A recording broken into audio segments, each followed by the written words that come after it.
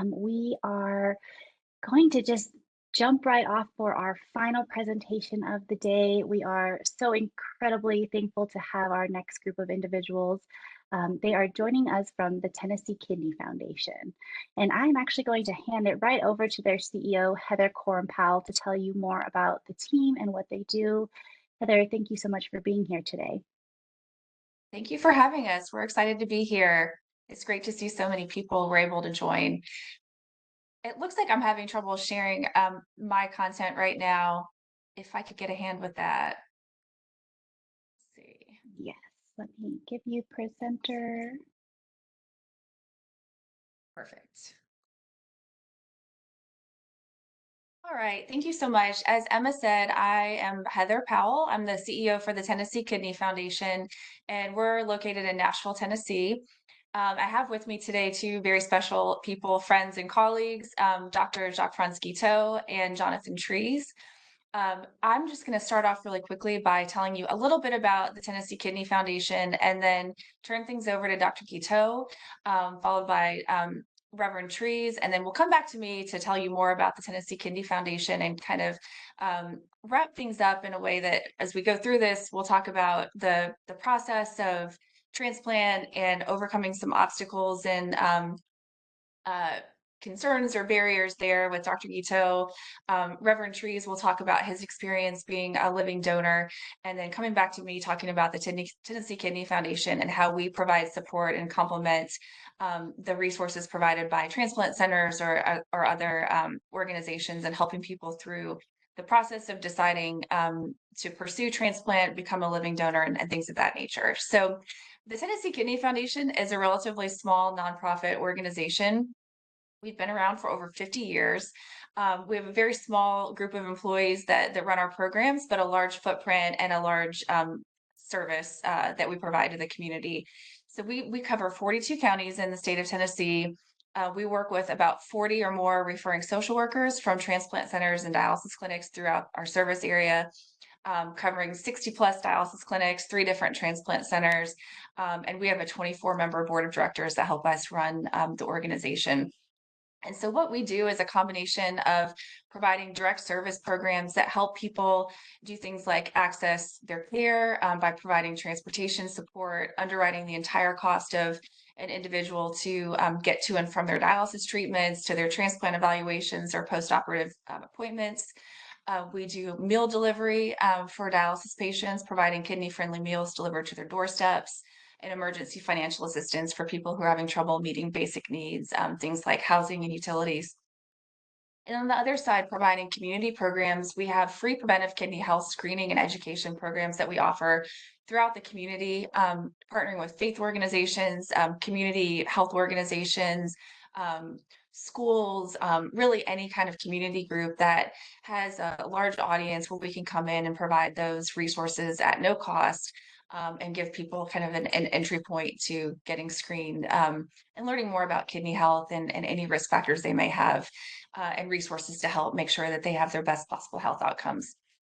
So in doing our work, we are afforded the opportunity to partner with people like Dr. Guiteau, who is a transplant surgeon at a local transplant center, and he serves on our board of directors, and has just been a great partner with TKF in carrying out some of these programs in the community. And so this time I'd like to turn over to Dr. Guiteau to share a little bit about himself and his work at St. Thomas West Transplant Center.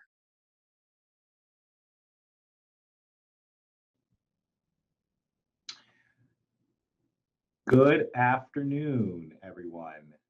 Thank you very much for allowing me to get on and talk about something I'm very passionate about. As you can see, Heather and Reverend Trees are also very, very passionate about transplantation in the setting of end-stage kidney disease.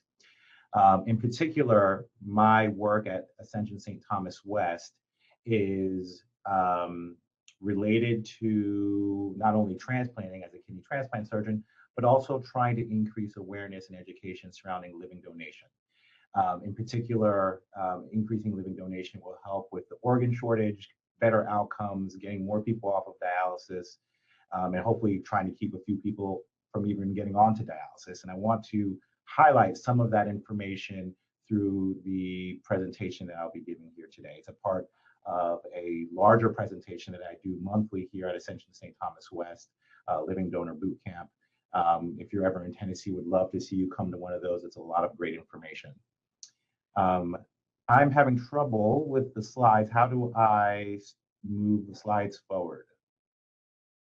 Yeah, no, I don't have a. You should have the capability. Right above the screen, there's some arrows on either side of the number 44. Do you see those? See, I don't have the. I'm through the web, so I don't have the app. Would it be? Why don't Emma you control it, and I'll just tell you when to go to the next slide. Perfect. We'll take it back. Apologize for the technical difficulties, everyone. There you go. Thank you. Here we are. Perfect. So anytime we put together a talk, or I put together a talk, I always like to kind of set a framework in which to think about things. In particular, you know, with the limited amount of time that we're going to have here today, I want to first talk about the advantages of transplant versus dialysis. There may be some scary numbers in there in terms of overall outcomes, but the good news is that is a representation of the entire end-stage renal disease population, not anybody individual. And you'll see that dialysis is a very, very prominent form of treatment for end-stage kidney disease, and also in certain situations can serve as a bridge to transplant. And then when you're looking specifically at transplant, we'll look at some of the differences between deceased donor kidneys and live donor kidneys, and break down some of those numbers. So I'm really hoping to kind of put a framework as to why I'm so passionate about transplant, and in particular living donation. Next slide. Next slide.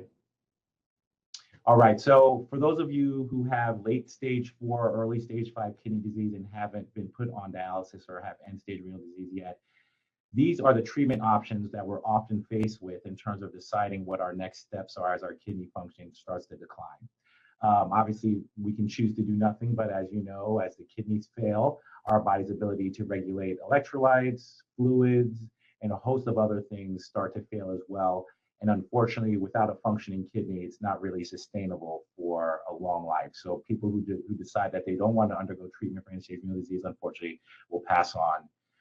Next, the next option that many patients choose, and many nephrologists choose as their first option, is dialysis. You have home hemodialysis, you have in-center hemodialysis, and then you have home peritoneal dialysis. And oftentimes, patients, the majority of patients, are on some version of hemodialysis, but there has been a huge push recently through legislation and just understanding the benefits of home dialysis to put people on home hemo or home peritoneal. And then, of course, transplantation, which is really considered the gold standard of treatment for kidney disease, has 2 different types, which is, you know, the most common being deceased donor kidney transplantation, where someone passes away and is able to donate their organs, and then living donor kidney transplant. Next slide. And so when you're looking at just general differences between dialysis versus transplant, for those of you on dialysis, I'm sure you experience the fatigue, the general just feeling very, very run down after dialysis sessions if you're on in-center dialysis. Some improvement in quality of life if you have some of the home modalities. But when you look at dialysis versus transplant, if you get transplanted, we usually say that life expectancy is 2 times as long as of the transplant compared to dialysis. All of those differences in quality of life go away when you have a functioning kidney. I usually like to think of dialysis as really only being able to replace about 15 to 20% of a functioning kidney. So about 80% of what your kidney does is not going to be able to be supplied by dialysis, which is why a lot of time patients feel pretty poorly, even though they're undergoing full treatments. Not having to be attached to the machine gives you more time with your family. A lot of people go back to work. You get to eat whatever you want, minus a few things that will interact with some of your transplant medications, but you won't have those same restrictions in terms of potassium, or phosphorus. So people go back to eating bananas and tomatoes, drinking limited amounts of Coke. So some of those things get reinstated after you get transplanted. A lot of people will complain of sexual dysfunction. A lot of that will be alleviated once you undergo kidney transplant. The improved anemia, hyperparathyroidism, so no more Sensipar, no more EPO shots, all of that returns to normal. Then, of course, for those of you who love to travel, if you're not having to set up dialysis units in other cities, transplantation really gives you the option to get back to the ability to travel across the country, even out of the country. Next slide. And so these numbers here, these are the scary numbers that I was alluding to. On the graph on the left, that is 5-year survival on hemodialysis. So if you look at survival at 1 year on hemodialysis, 1 in 5 patients will die within 1 year. So that means 80% of patients who get started on hemodialysis today will be alive at 1 year. If you extend that out to 5 years, greater than 50% of patients will pass away while on hemodialysis. Sometimes we like to think of peritoneal dialysis as being a little bit more gentle, but the long-term numbers also don't bear out. So you look at the graph to the right, that is 5-year survival on peritoneal dialysis. So both modalities of dialysis will give you less than a 50% survival at 5 years. And you can imagine as those years go on, those numbers only get worse. Next slide. These are those numbers, same numbers for transplant.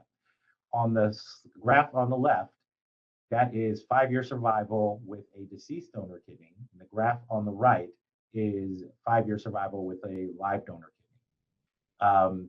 As you can see, transplantation is a very, very successful operation, albeit it can be scary to go through the process. But when you're looking at life expectancy after initiation of treatment, there's a clear advantage, survival advantage, for transplant versus dialysis. And then if you look at even the differences between deceased donor kidney transplant versus live donors, there's a huge benefit to living donation. So I always tell people that if you're going to be waiting for a deceased donor kidney, you might as well be looking for a live donor because of this difference in survival as well as the ability to plan your operation. Next slide. And so we're going back to bring the point home, when you're looking at treatment options for end-stage renal disease or late-stage 4 or early-stage 5 chronic kidney disease, transplant improves your quality and length of life, which is really important. It's the gold standard of treatment. So really, when we're looking at the options for people with end-stage renal disease, we really should be thinking transplant first. But of course, with any major operation, there are risks, right? There are risks of major surgery.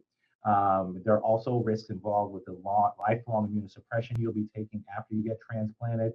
And then there is the added caveat that if you get a kidney transplant, you will have lifelong follow-up with a transplant center or a transplant nephrologist who will help manage your medications in the long term. Next slide. Next slide again. So this slide looks a little bit busy, but what I'm really trying to get across, and also the numbers are a little bit out of date. This information is maybe from 2016 to 2021-ish. So the graph in the top left is looking at the number of people added to the wait list per year. The graph to the top right is looking at the number of people on the kidney transplant wait list. And then the graph on the bottom is looking at the number of transplants done per year. So the numbers, as you can see, we're adding more people to the list than we are transplanting. And therefore, that number, 75,000, will increase over time. And that's what we've generally seen, because that number now is probably closer to 100,000 people waiting for a kidney transplant. And so as more people are added to the list, as we are not able to keep up with those numbers, and therefore wait times will continue to increase. So, and that number 22% is the number of donors that are live donors. So of the 23,500 kidneys done, and I believe that was 2016 or 17, 22% of them came from living donors. And so the wait list will just continue to rise if we don't find an answer to the shortage of available organs. And therefore, here in Middle Tennessee, wait times are between 3 and 7 years. But if you live in California, those numbers can get up to 10 years. If you live in New York, same thing. So depending on where you are, your wait times can be very long. And the fastest time to transplant is getting a live donor, which you'll see in these slides coming up. Next slide. So this graph is looking, or this table is looking at the general life expectancy by age group of people based on year. So I highlighted an example, so 50 to 54. Let's look at females in 2021. So average life expectancy in 2021 for female age 50 to 54 was 29.8 years. And then for males, you can see it's a little bit lower. Next slide. If you look at those same numbers based on ESRD patients, and I put the arrow over the group that I wanted you to look at. So if you look at the same age group, 50 to 54 in 2021, a female who started on dialysis had a life expectancy, and I believe that number is in the 6s. It's really small. And then the same with the 4 males, about 7. Compared to transplant in that same age group, 19.6 for female, I believe, and 17.4 for male. It's not the same as the average life expectancy from that point at 29, but you can see it's double what you would expect to have in terms of life expectancy if you were on dialysis. So keeping those numbers in mind, when we're talking about wait times in your respective regions, if you are in California, for instance, wait times can be up to 10 years. If you are 50 to 54 or older, and you're waiting for a deceased donor kidney, you potentially could die on dialysis while waiting, okay? And so those numbers aren't meant to scare you, but more so to put things in perspective is why it's so important to A, get listed for transplant as soon as possible, but also when you're on the list, be looking for a live donor to decrease the amount of time you're waiting.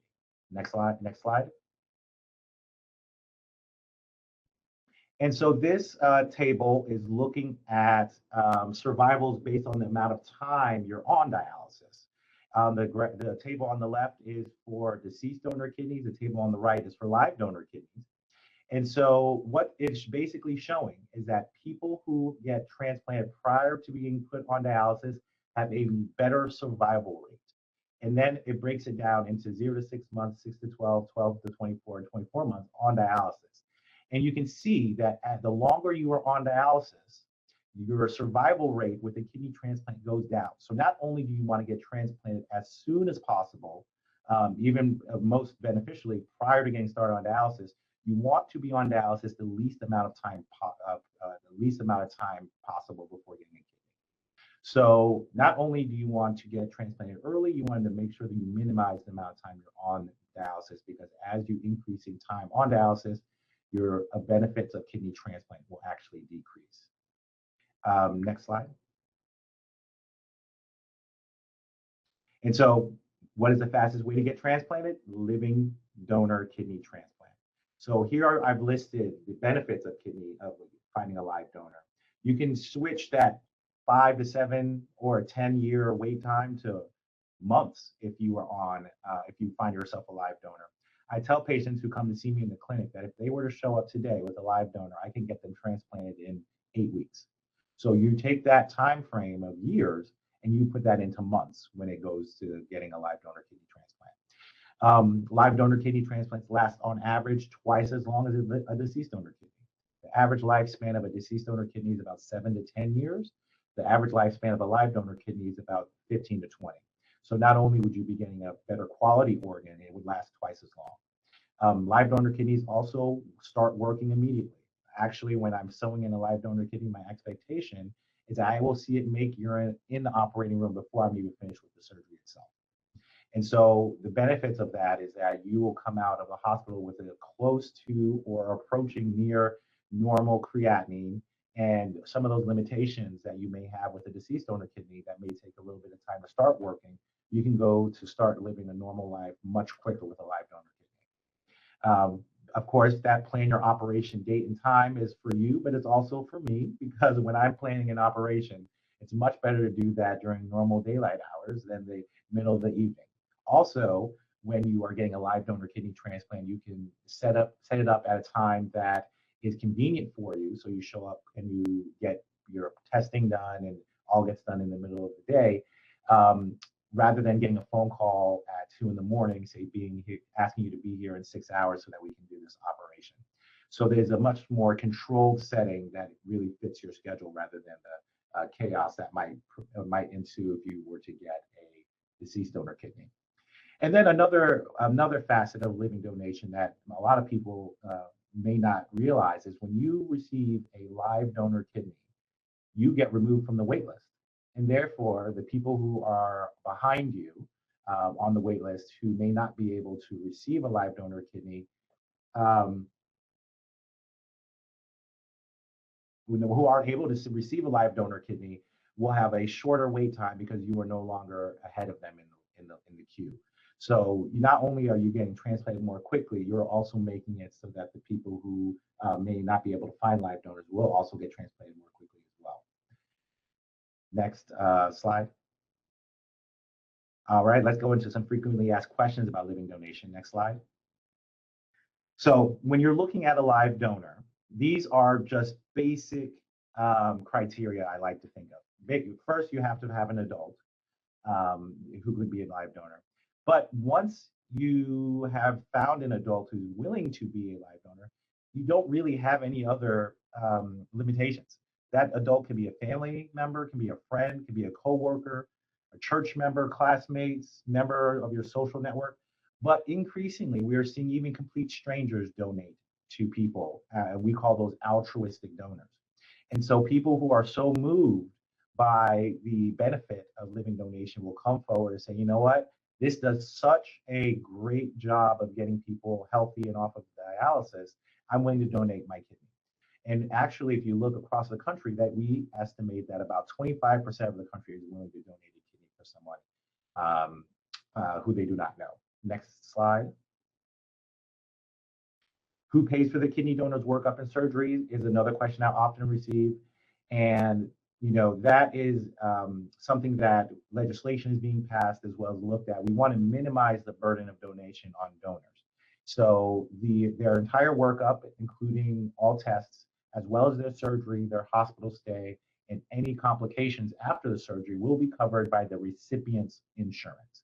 So they will not have to come out of pocket for those expenses because your insurance as a recipient will pay for it. And then for those things that aren't covered by your insurance, things like lost wages, travel, and lodging, there are assistance programs in place that every single donor should apply for. Number one, the National Living Donor Assistance Center, or NLDAC, and that's the website for it there. They are able to apply for assistance that's federally funded that will help recover some of those lost wages and out of work time. And then if you happen to donate through the National Kidney Registry, there are also protections through a program called Donor Shield, where people will be able to get those some even more benefits. And if you get one, you can also get the other if you go through the National Kidney Registry. So it is not exclusive. Next slide. And then, of course, looking at the recovery time. So it is a major operation. They usually stay in the hospital about 1 to 2 nights. And they're usually back to full contact, let's say sports, in 6 weeks. But they do have to recover from a major surgery, so they won't be able to do any heavy lifting for a period of time. And depending on what they do for a job, that may be limiting. So it's something to take into account. Generally, people leave the hospital with some pain medications, but not for a long period of time. And by 1 to 2 weeks after surgery, a simple Tylenol will control their pain. They don't have any dietary restrictions, so they don't have to be on any medications specific to their having donated a kidney, and they can eat what they like. I generally tell people that if you know you have one kidney, then you should be as healthy as possible. So, making sure you have a balanced diet and you're exercising and you're drinking plenty of fluids are general guidelines, but there aren't any things that are hard set in stone. But in particular, obviously looking at risks of surgery, the risk of surgery involved with living donation include, surgical complications. But when we think about major surgical complications, you're looking at less than 5%, sometimes even less than 2%, things like death, bleeding, and things along those lines. And it's very, very uncommon for people to have major complications after the surgery because they are screened so heavily up front. Sometimes people have a longer recovery than anticipated. So I say 4 to 6 weeks, but people sometimes may have a little bit more extended period of recovery. But we are there to walk them through that and coach them through that as well. There is a slight increase in high blood pressure in the long term, but knowing that up front helps you to identify it and treat it when appropriate. And then, I think the thing that we most think about or worried about is what is going to be the risk of end-stage kidney disease in someone who loses a kidney. And actually, those numbers are very low. We're looking at less than 1% of living donors will develop kidney failure after donation. And compared to the general population, which is about 14% of people will develop CKD. And that's mostly because they get screened so heavily. And even if someone is about to, if someone does develop end-stage renal disease after donating a kidney, they get exception points that allow them to go to the top of the list for a deceased donor kidney. But again, like I mentioned, that is something that is very, very infrequent. But we do have those safeguards in place just in case. Looking at the, go ahead and go to the next slide. All right. Well, there are some questions I'm going to answer very quickly here in the discussion. What is the average number of kidneys that are shipped to the clinics that are not used? So I don't know that number off the top of my head, but there are a fair number of kidneys that get procured that are not used due to different reasons. Sometimes they're deemed non-transplantable for one reason or another. There's a lot of tests that go into determining which kidneys we are able to use. Unfortunately, more kidneys are not used than used, and we probably need to do a better job of figuring out which kidneys are appropriate. Wait times in New York City can be as high as 10 to 12 years, but that's just my general knowledge. I have not worked in New York City to say that that is the case, but that is true. New York and California, with their huge population densities, have higher wait times. The survival rates account for both in-center and home hemo. So all of those survivals that were dialysis were all comers. So that include all the different versions of dialysis. And then pregnancy. So if a person is looking to donate, but they are also looking to become pregnant, that's a discussion to have with your physician, just because there are risk factors involved with pregnancy that may change your eligibility in terms of donating a kidney. But that is something that you should talk to your physician about, and you can come with a personal plan. All right. Well, thank you guys for listening to me for a few minutes. Hopefully I was able to give you some good information, and I'll stay on and see if there are any questions that pop up through the rest of the presentations. Thank you so much for that information. That was incredible. Appreciate all the data and addressing the questions. Next up, we have Jonathan Trees. Jonathan, would you like us to control your slides, or would you like us to give you the permission? Please control the slides. That'd be great. Thank you so much. Absolutely. Yeah, thank you for being here. Thank you. Yeah, hello, everyone. I'm Jonathan. As you heard, I'm a pastor. I'm also a living donor, and now I'm a living donor advocate. And what I want to share is perhaps highlight a story or an encouraging story on this journey, so you can see how an individual, I think, becomes a movement for being advocacy for living organ donation. Let me maybe explain it this way. I visited a hospital on Church Street several years ago. I do find myself in hospitals often, offering pastoral care.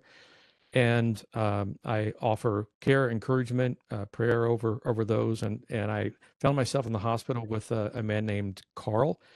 And as I was about to pray for him in that visit, he was suffering with kidney disease. And as I was about to pray for him, he grabbed my arm, and I had an Apple Watch, and he grabbed that Apple Watch so tight that it actually dialed 911. And as he dialed 911, I'm in the middle of a prayer, and I hear this voice over my wristwatch say, 911, what's your emergency? So we had a good laugh of that in the hospital and talking about that funny moment. But honestly, I think that's one of the phrases that I think hit me in this journey. Is in my congregation, there were a lot of 911s. There were people with kidney disease, wondering what they could do and be a part of that. So in caring for the sick, I often kind of wait for voices, that emergency, but what really happened next in the next few months really began to amaze me. So in our local faith community, I found that several months later, I'm in a preaching series on generosity, and we're struggling with a project to be a part of that conclusion to that series. And simultaneously, my wife is um, finding that she has seen emergencies pop up. I use that word endearingly because we had 4 congregants who had kidney disease. And so I'm one pastor, one church, and we had 4 in need of kidney disease, and 3 of those were in need of a transplant. In fact, we're on the transplant list. So as we journeyed into this, this idea formed in our conversations that we found these 2 people who found nudges and pings of conversation and support for one another. And so our church held a local kidney drive, so to speak, or a living donation conversation, and spoke into our faith community about that itself. And my wife stood up at the very beginning and says, "What if I use you to bless them? I don't know what that looks like, but what if it means giving a kidney?" And we challenged our entire congregation to be a part of this journey with us. The encouraging side of this is that day because of the campaign, we had 20 people sign up for more information about living kidney donor transplantation. It really was an incredible response.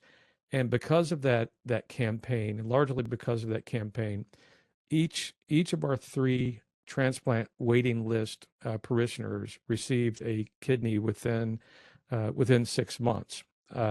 One was a deceased donor, and the other 2 were living donors, of which I was a match for one. So in this conversation, I've developed this thought that basically says, and I'll show you a picture of Carl in the hospital in that next slide. But Carl really became a friend of mine on this journey to become a living donor, but it also impacted our community. So my individual story became an individual passion to join forces with um, companies like Tennessee Kidney Foundation, who were really trying to make sure that more people had this information. Prior to this conversation we had as a church and our faith community, I truly didn't know anything except the passing comment that a kidney could be passed on to someone. But this became a deeply personal journey. And so the next slide is a reminder from a Catholic priest that just says this, that if we pay attention to those around us, that we'll begin to see and understand what our purpose is in our life. Pay attention to the people God puts in your path. And that's exactly what our faith community did. So today, looking back 7 years later, I'm saying to myself and to a community like you, how can this be duplicated by faith-based organizations? How can faith-based groups intentionally say, what's your emergency? Because their emergency is that there are 100,000 people on the transplant waiting list each year. That's an emergency, and we need to find ways to encourage and get word out about that. The next slide will remind you, I think, ask you this question: what would happen? From my point is, what would happen if the people groups that Dr. Guiteau spoke of, that network base, what would happen if all faith communities hosted a donor campaign to raise compassion awareness for organ donation? It impacted our congregation threefold and changed lives very specifically in a very personal way. And the truth is, what this next slide shows is that it really was a simple examination of what really happened in our faith community. Was that we examined our resources. The resources we had there were very specific. The resources we had were conversations in a medical community that desired to have conversations with a faith-based organization to raise compassionate awareness. And the other resources were several people in our church, David and myself, who had 2 kidneys and would live life just fine with just 1 kidney. And in this journey, we found that there is a simple formula of examining our resources noticing the gaps that are in our community. That gap is that 100,000 people on the transplant waiting list, and then finding a community that once they realize that they have the resources to fill this need, they do find a way of bringing healing into their community.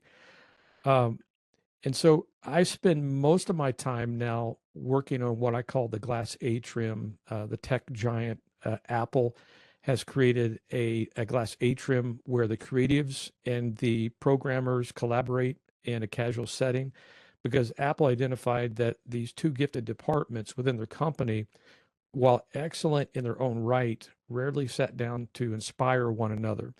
And so my goal over the next several years is to create an imaginary glass atrium in which medical community and faith community join forces to continue to help assist in this journey of educating and collaborating with companies like Tennessee Kidney Foundation, St. Thomas West, where I had my donor surgery, and other organizations, so that we can continue to come together for the common good of organ donation.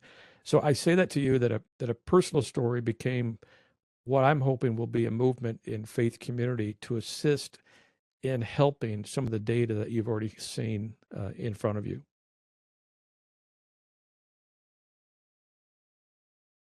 Amazing. Thank you so much, Reverend Trees, for sharing your story, for being a living donor. Lots of fans in the chat. Does anyone have any questions for Reverend Trees?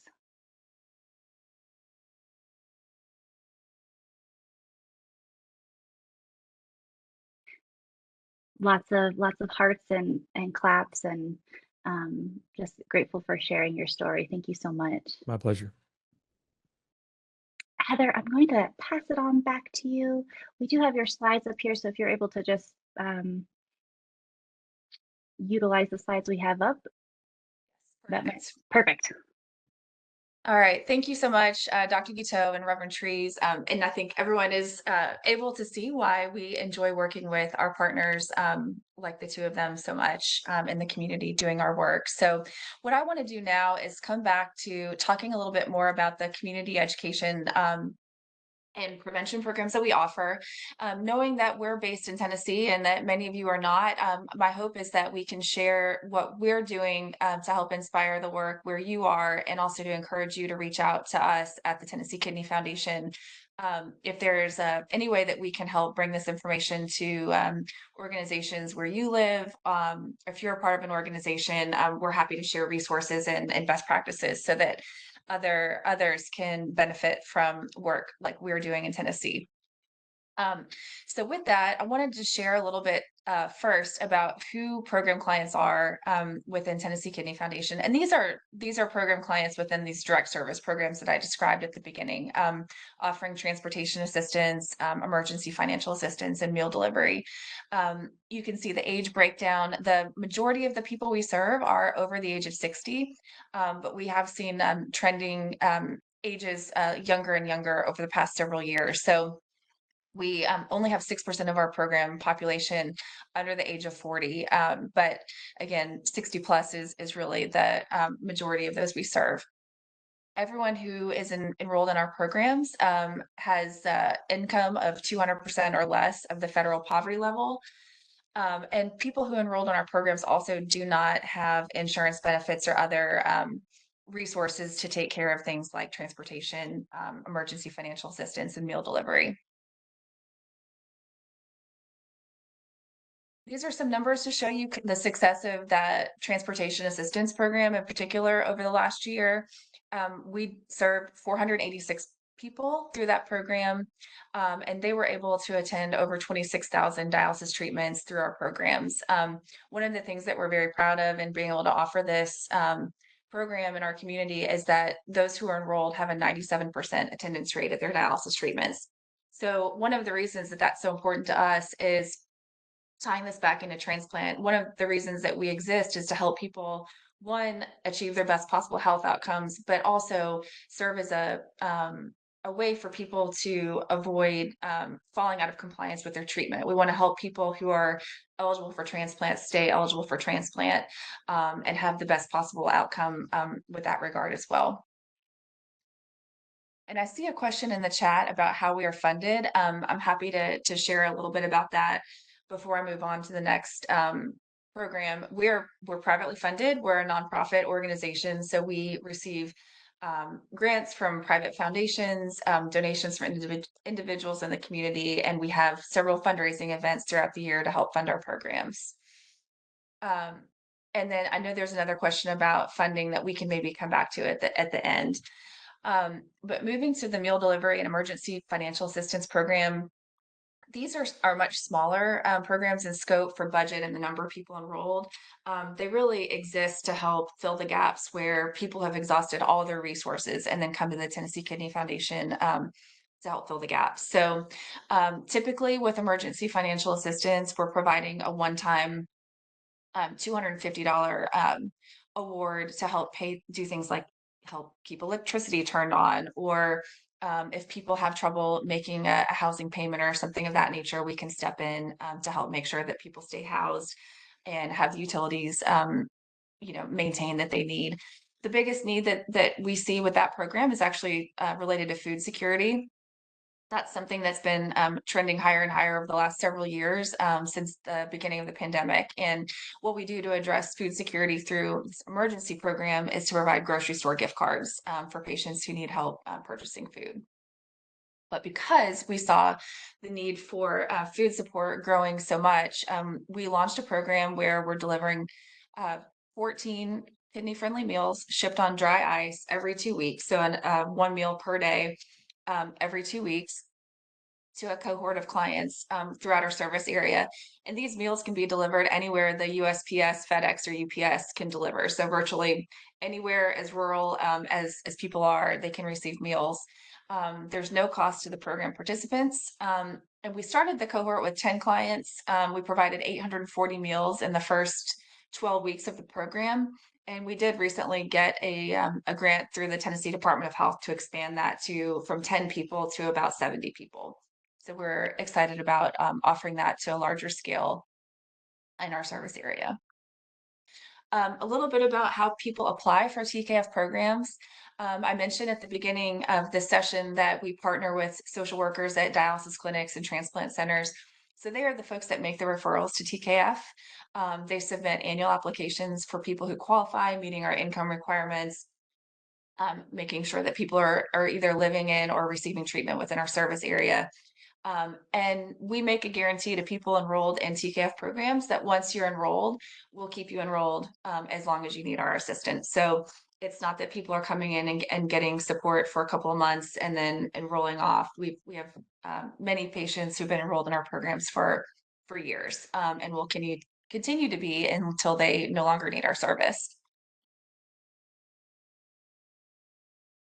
Moving to the community outreach and education programs, this is such an important part of the work that we do. And one of the most important programs that we have is the Kidney Health Screening and Education event program. And what we do is provide these free health screening events throughout the community, partnering again with faith communities, community centers, civic groups, really corporate groups, any large group of people that come together in one place. So thinking about a Sunday church service or a health fair or things of that nature, where TKF can come in and offer our health screening where people already are, because one of our goals is to really literally and figuratively meet people where they are. When we do that, we work with our staff and volunteers. People like Reverend Trees and Dr. Guiteau participate in these events. We do intake for people that participate, collecting personal and family health history to get some idea of what their possible risk factors for kidney disease might be. We take height and weight measurements, blood pressure, and we conduct a urinalysis that we receive an instant result for that indicates whether or not a person might have protein in their urine at that time. And we take all of those results, go to a health practitioner who's volunteering on site at the screening, and that person has a one-on-one conversation with each and every person that goes through the screening to help explain not just what the results of that screening event were, but kind of what they mean in the scope of their overall health, and if there are next steps that a person might need to take, if they presented some risk factors, if they've had abnormal results during the screening event. If people don't have a primary care physician, we can offer a list of community health clinics and places that people can go to receive additional care, to really be active participants in their health journey and make sure that they have the best possible health outcomes. And one of the reasons this is so important is because we're seeing that this year, 70% or more of people that participate in these events are having abnormal results, either for blood pressure, the urinalysis, or both. So we're reaching out to each and every person after they come through the screening, to remind them of what the results were and then provide the appropriate resources to get additional help. Also, going back to that, one of the other facets of these health screening education events is this is an opportunity for us to share information about both transplantation and living kidney donation. So anywhere that we go where we're able to provide that sort of information and kind of get people used to hearing about living kidney donation and about the transplant process, that is what our goal is to do. We also host social worker roundtables, which are really open to any clinical staff members at dialysis clinics and transplant units throughout our service area.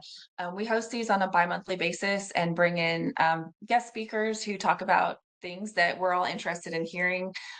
It can be anything from, we've had presentations on elder care and prevention of fraud and things like that within the older adult community. We've had presentations on Medicare and Medicaid, just really any kind of community support services that are relevant to the population that we're all serving. Of course, kidney transplant education is something that we weave into all of the community health screening and events that we host on our digital platforms. We've just launched a quarterly patient newsletter that we're sending out via snail mail, as well as providing digitally, where we're talking about various treatment options, including transplants, and really whenever community members request information.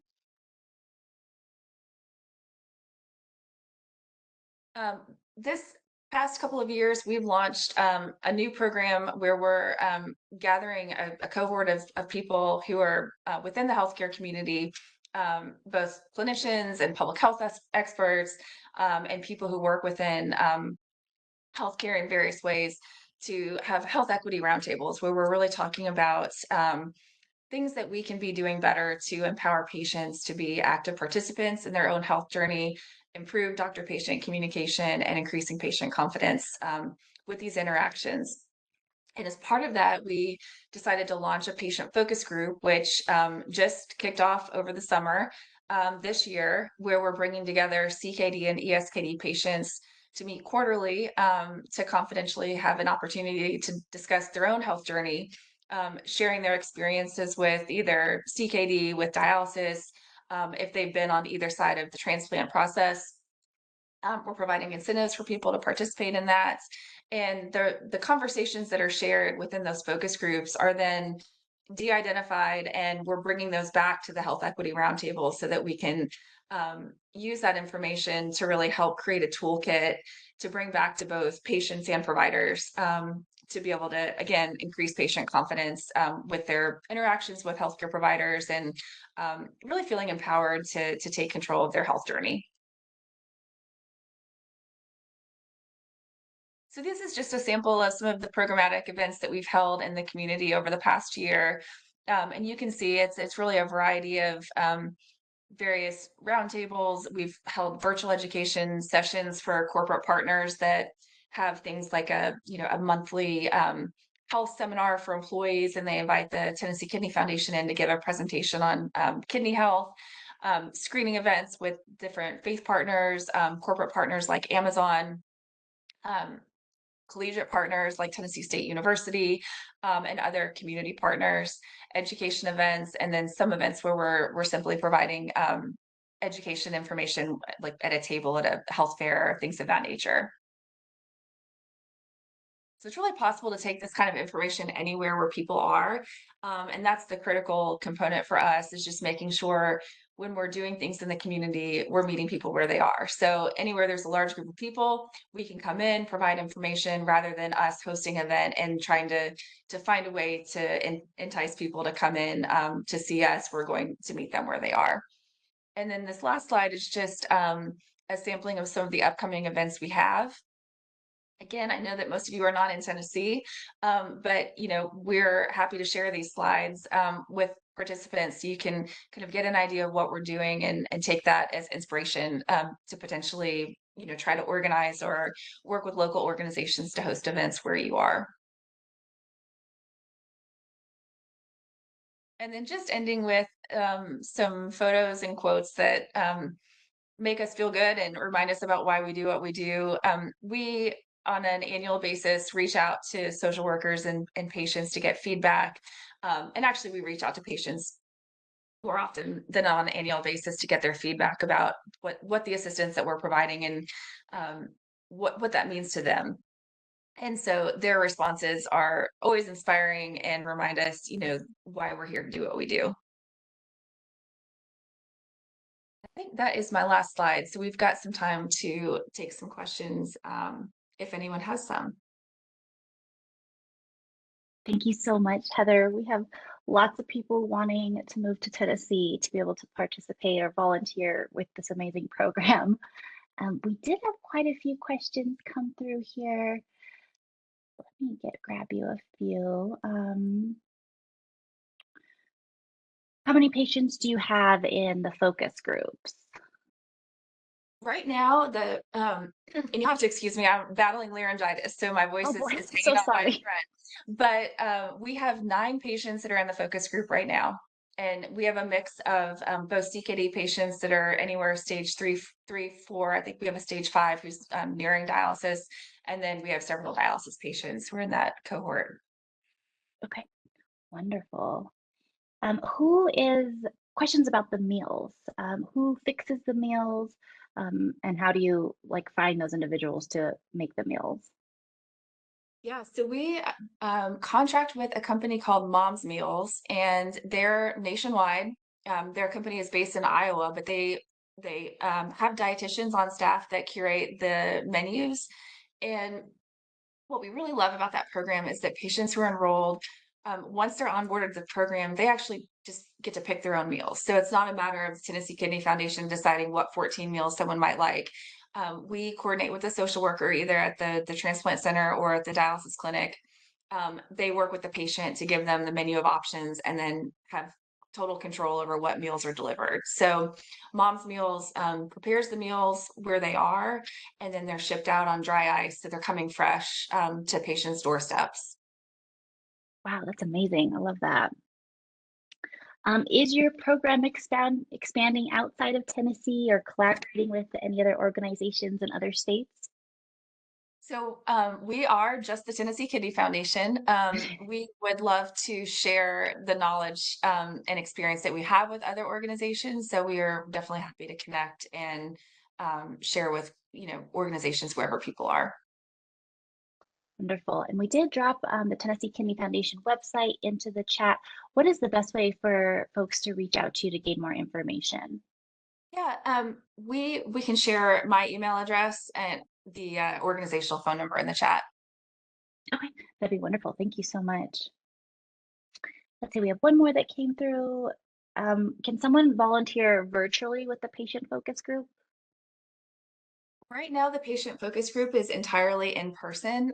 So there's not a virtual option now, but it is the first iteration of that group. So as things change, we may have other opportunities down the road.